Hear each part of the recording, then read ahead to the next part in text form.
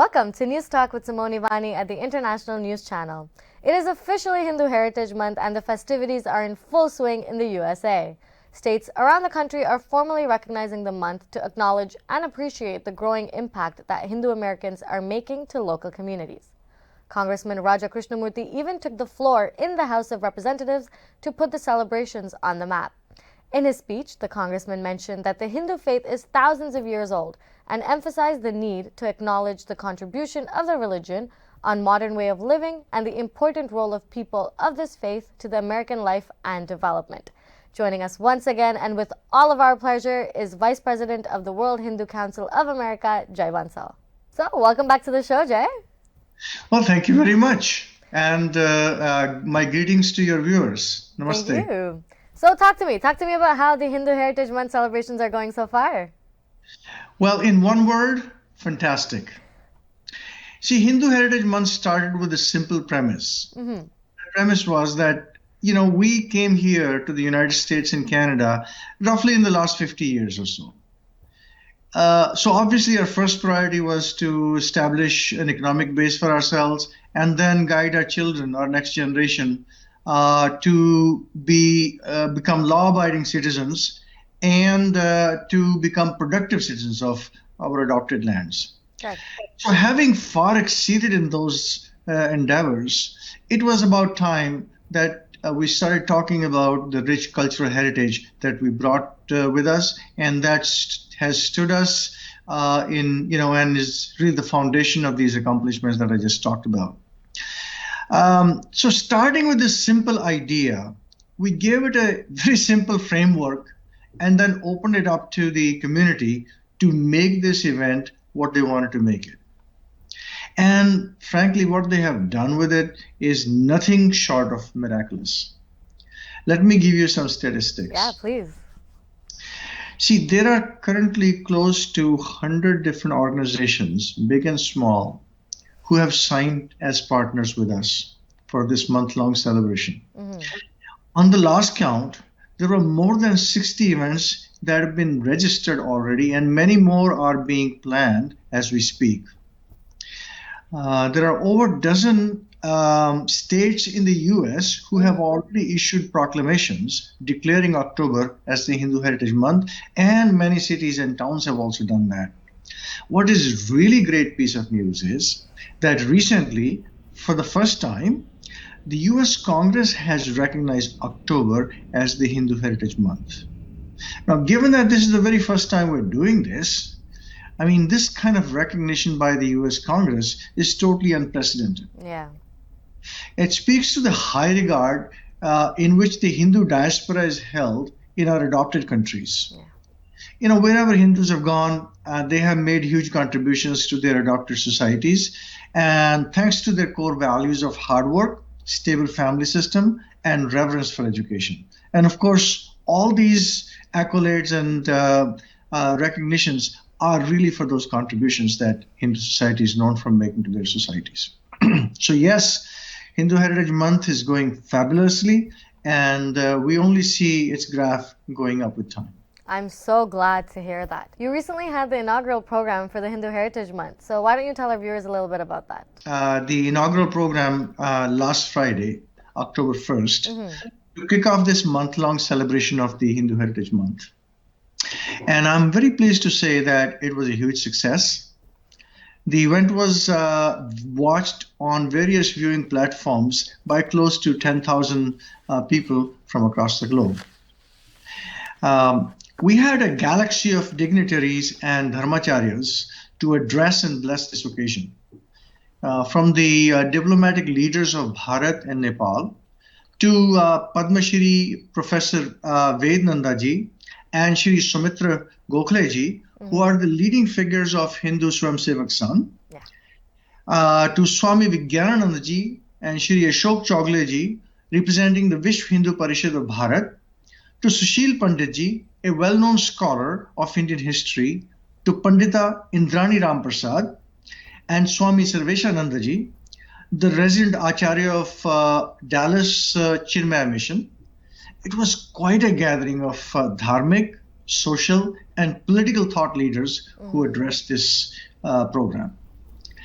Not only that, we actually had a great gathering of performing artists from different disciplines of Bharatiya art ecosystem. So not only did they give spellbinding performances for the audience, many of them also spoke about the deep cultural significance of various art forms of Bharat.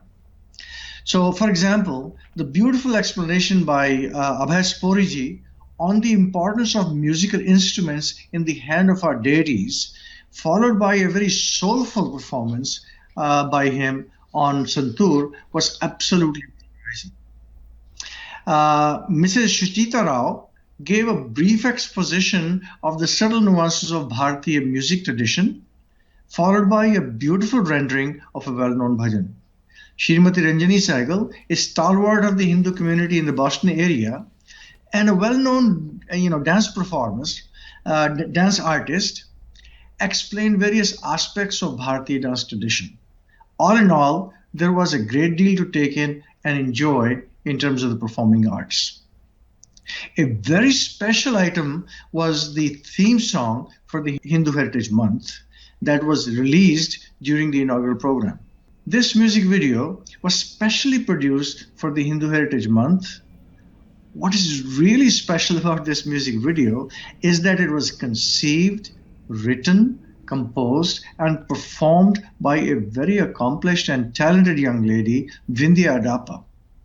She's a second generation Hindu American, a lawyer by profession, working for the US Department of Treasury and specializing in international law, and of course, a consummate musician. Overall, the program turned out to be much more than we had expected, a truly special way to kick off this very special month of celebrations. That sounds absolutely amazing, and I can't wait to see what you have in store for the rest of the month. Do you think you are on the track to achieve the goals you had set out to accomplish for the Hindu Heritage Month? There is no doubt in my mind that we're achieving our goal. In fact, we've already exceeded the goals we had in our minds when we started out this journey. And this is just the first 4 or 5 days of the month. Many more events to come.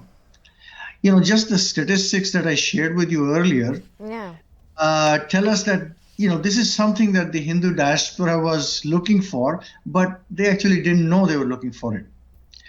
They say all good ideas look very simple once you explain to, and describe them. After all, what is so special about Hindu Heritage Month? We are Hindus, we have a rich heritage, and of course we've been celebrating it individually or in small groups for forever.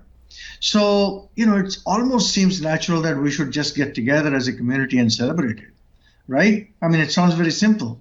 It does. Except that, some people might even say, well, why didn't we think of it earlier?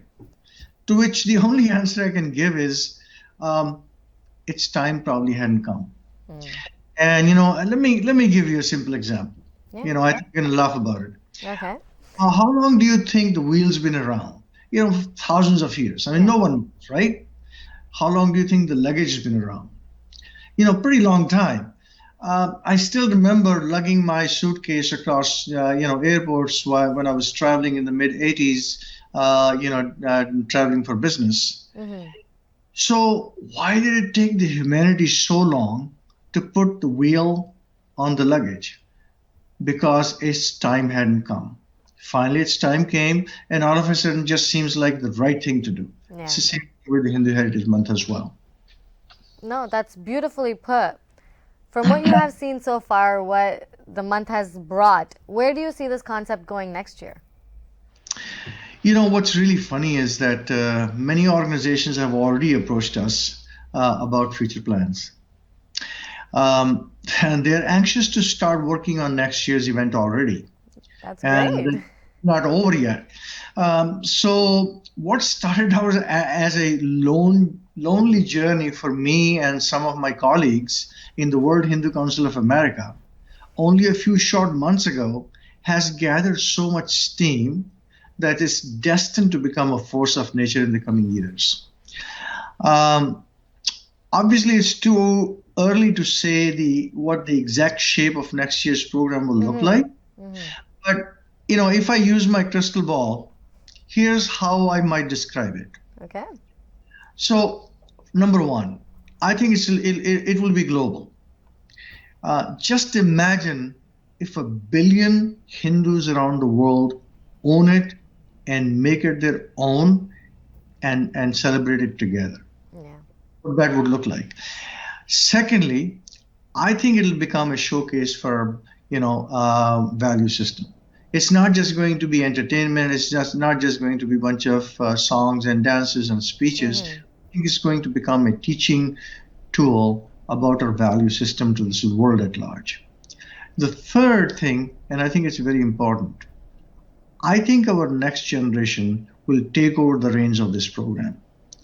When I look around, there is no dearth of great leaders, and organizational skills among our next generation. Mm-hmm. So I see this becoming a young, modern, but rooted in our heritage and a more vibrant event in coming years. And quite frankly, until that happens, I certainly would not feel that we have accomplished something really worthwhile. That sounds absolutely amazing. I can't wait to see what the rest of the month looks like and also what next year might hold in store for all of us. I want to thank you so much for joining us, Jeji. Thank you so much. It's good talking with you. It's great to have you back. And thank you to our viewers for tuning in. This is Simoni Vani, and you're watching the International News Channel on TAG TV. Don't forget to like, comment, and subscribe to stay up to date on all the latest news.